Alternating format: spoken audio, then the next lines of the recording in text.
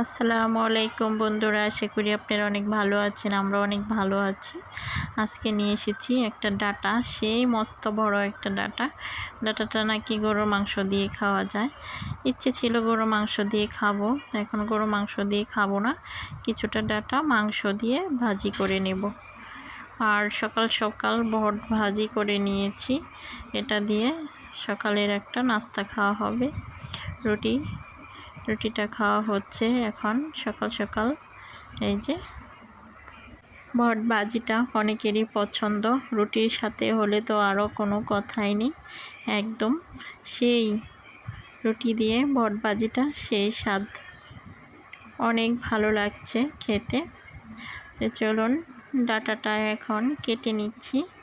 আমি কিন্তু ডাটাটা ভাজি করব, ছোট ছোট টুকরা করে নিচ্ছি আগে, তারপরে সুন্দর করে ডাটাটা ছিলে তারপরে ভাজি করব। এখানে শুধু ডাটা দেব না, দিয়েছি ডাটা, কাঁঠাল বিচি, ছোট আলু দিয়ে মাংস দিয়ে ভাজি করব।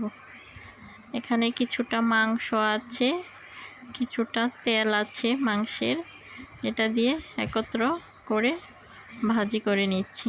এই যে দেখুন, সেই হয়েছে, কালারটা সুন্দর দেখতে, ভাজিটাও দেখতে অনেক ভালো হয়েছে। এই যে খুবই সুন্দর হয়েছে, এক কথায় অসাধারণ হয়েছে দেখতে। ভাজিটা খেতেও অনেকটা ভালো লাগবে আশা করি। এই হলো ডাটা ভাজি মাংস দিয়ে। গরুর মাংস দিয়ে ডাটা ঝোল খেলাম না, কিন্তু ভাজিটা খেলাম। সাথে রান্না হয়েছে পাট শাক।